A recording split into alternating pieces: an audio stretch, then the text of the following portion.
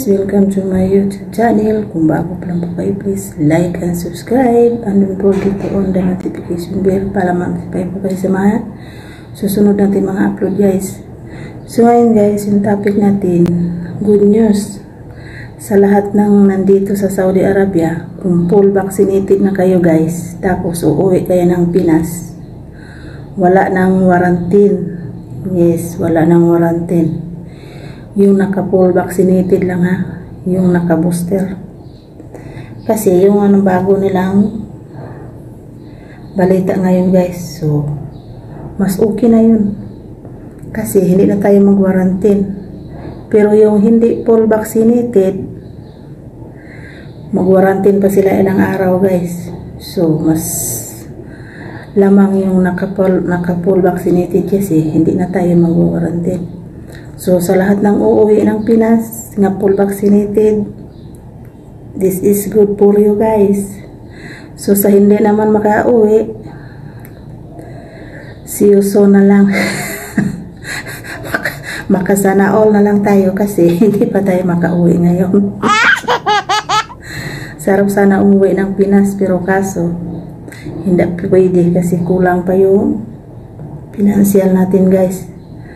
Kasi mahirap naman umuwi na kunti lang yung pera natin. So, tiis-tiis lang muna. Hanggat kaya pa, laban lang. Kaya natin to. Gano'n naman tayo eh. Matapang sa lahat ng mga bagay. Kaya natin yan. Kaya, laban lang tayo. Kasi wala namang imposible sa ating Panginoon guys. Kapit lang tayo. So tiyaga-tiyaga lang muna tayo mga ilang taon, ilang buwan. Kasi kahit gaano pa tayo katagal dito sa abroad, hinahanap din natin yung buhay natin sa Pinas kung saan tayo pinanganak.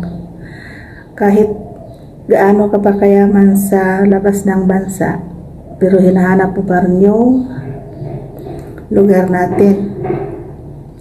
Kasi doon, kahit hindi maraming pera, konti lang, at least sama-sama yung pamilya natin, mas masaya. Kahit ulam natin ay tuyo, at least sama-sama, masaya. Pero dito tayo sa abroad guys, kahit ulam natin masarap, hindi naman masaya. Kasi tayo lang nga nag-iisa dito. Doon kahit tuyo lang at saka malunggay, okay na yun. Happy na tayo doon.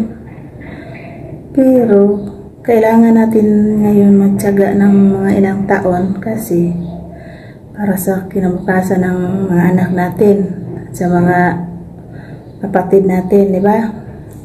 So uuwi din tayo sa tamang panahon.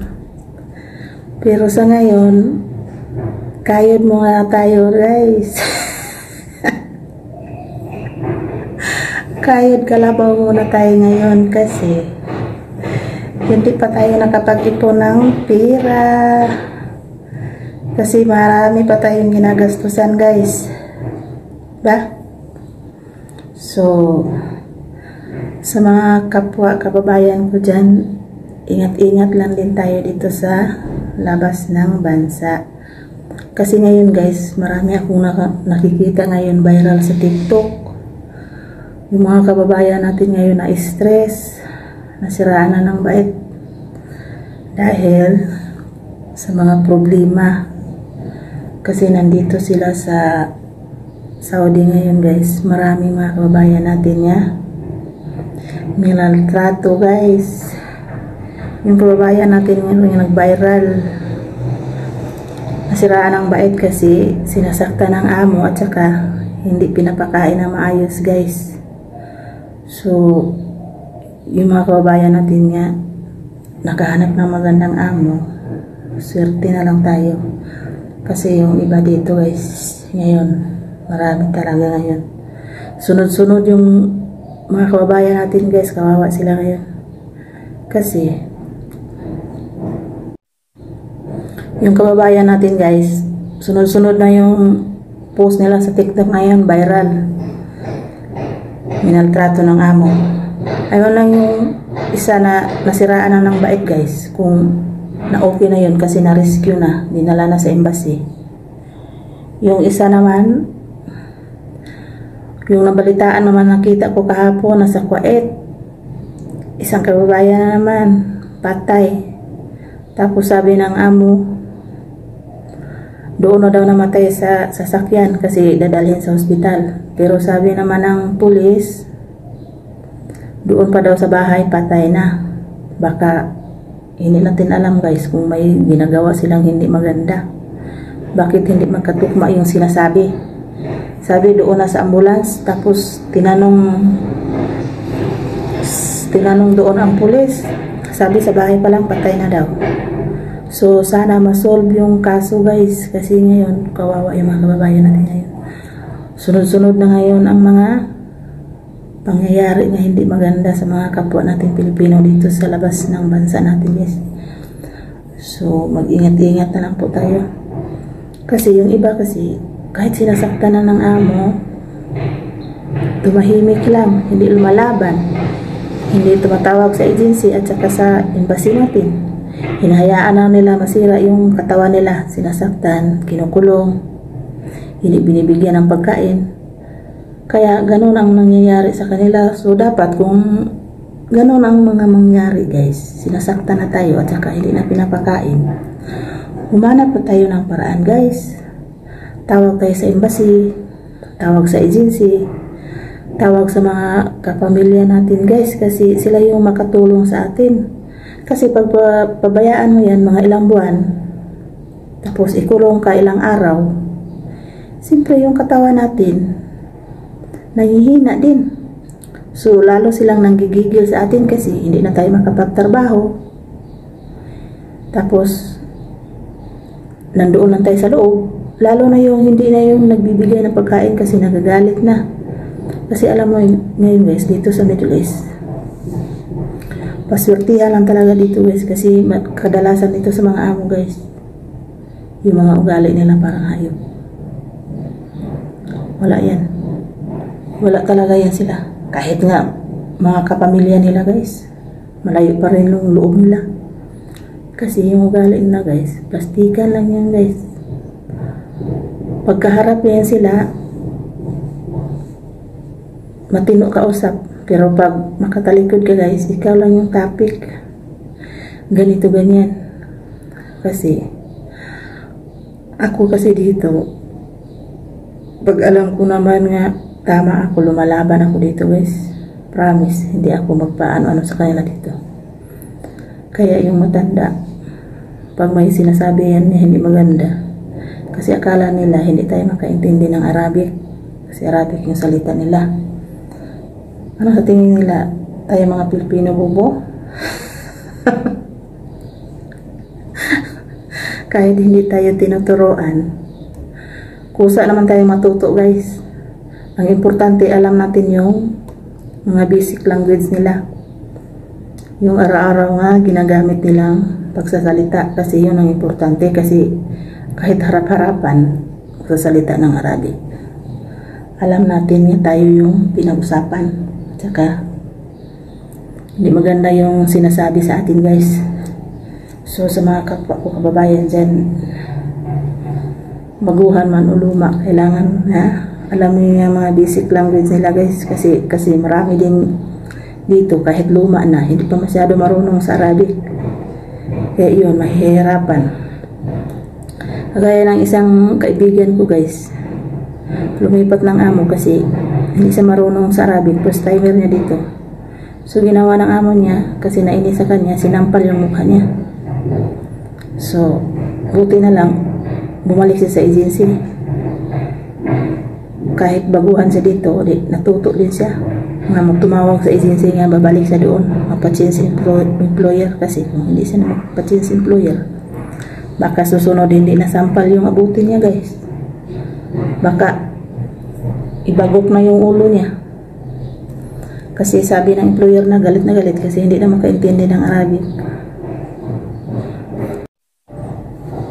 Hindi ba kawawa guys pag malaman natin yung mga kababayan natin maltrato? Kasi kapwa Pilipino rin din tayo, di sino ba bang magtutulungan, di ba? Tayo lang, di ba? Tayo lang mga Pilipino din. So yung mga ibang lahi, huwag kayong maniwala dyan. Kasi huwag kayong magtiwala dyan kasi matraidor din yan. Alam mo na, kung may mga kasama kayong ibang lahi, huwag kayong magpatalo dyan kasi utak nila yan na. Hindi natin alam. Kasi dito may kasama din ako di ibang lahi dito, pero wala siyang magawa sa akin. Kasi alam na yung ugali natin. Hindi ba tayo magpatalo guys? Basta huwag lang tayo mag-api. Yung gawin lang natin yung trabaho natin ba? Yung trabaho natin, yun ang gagawin natin na maayos. Yung trabaho niya, pabayaan mo yung trabaho niya, huwag mong pakialaman. Basta yung trabaho mo, ginagawa mo ng maayos, di ba? Kasi mahirap kasi pag mangialam tayo sa kanila, tapos iba-iba naman tayo ng trabaho. So, sikasuhin niya yung trabaho na, at saka yung trabaho mo, yun din na sikasuhin mo. Para walang gulo. Walang gulo mangyayari ba? Tapos, yung mga sip-sip dyan sa amo, iwasan nyo na yan. Kasi yung pagsisip-sip, walang kabuluhan yan.